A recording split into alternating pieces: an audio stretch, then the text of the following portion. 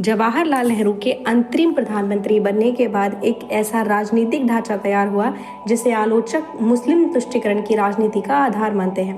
कहा जाता है कि नेहरू दूरगामी सोच रखते थे और सत्ता में लंबे समय तक बने रहने के लिए उन्होंने ऐसे सामाजिक समीकरणों को महत्व दिया जिनमें मुस्लिम समुदाय की भूमिका अहम रही। देश का विभाजन हिंदू और मुसलमान के नाम पर हुआ। उस समय मुस्लिम लीग को समर्थन देने वाले कई मुसलमान, खासकर दक्षिण भारत के 95% से 100% तक मतदाता भारत में ही रहे और पाकिस्तान नहीं गए। उत्तर भारत में भी बड़ी संख्या में ऐसे मुसलमान थे जिन्होंने मुस्लिम लीग का समर्थन किया लेकिन भारत में ही बने रहे।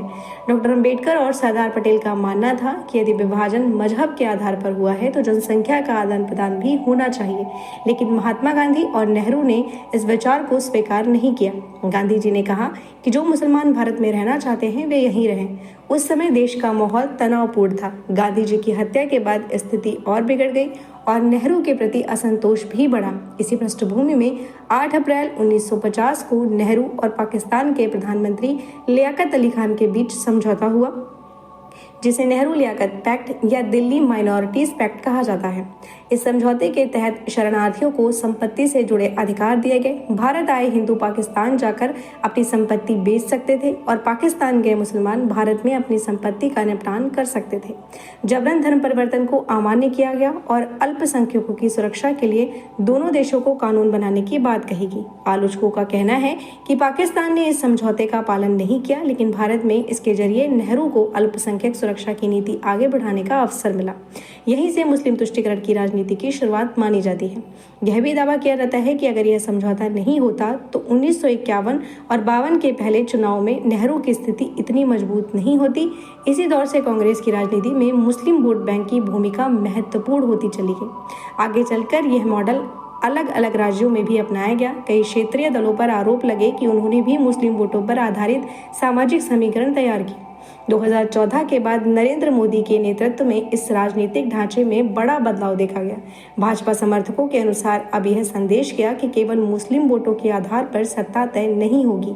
इसके बाद हिंदू मतदाताओं का एकीकरण बढ़ा, जिसे कई लोग हिंदी वोट वीटो के रूप में देखते हैं। इसका प्रभाव पश्चिम बंगाल और असम जैसे राज्यों में दिखाई दिया, जहां मुस्लिम आबादी अधिक होने के बावजूद चुनाव परिणाम अलग रहे।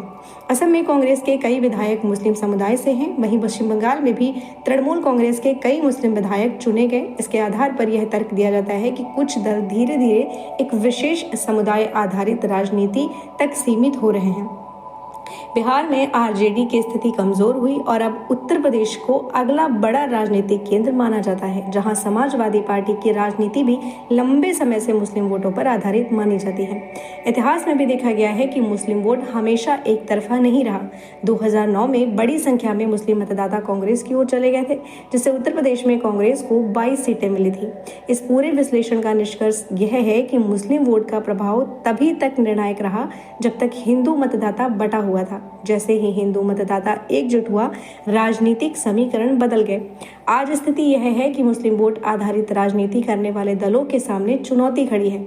अगर वे मुस्लिम वोट को और संगठित करते हैं तो विरोधी ध्रुवीकरण बढ़ता है, और अगर नहीं करते तो उनका पारंपरिक आधार कमजोर होता है।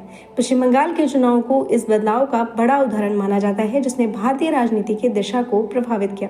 निष्कर्ष यह दिया जाता है कि आज भारत 1950 यह 2004-2009 का भारत नहीं है, यह 2014 के बाद का बदला हुआ भारत है, जहां राजनीतिक समीकरण तेजी से बदल चुके हैं और आगे यह बदलाव और मजबूत होने की संभावना है।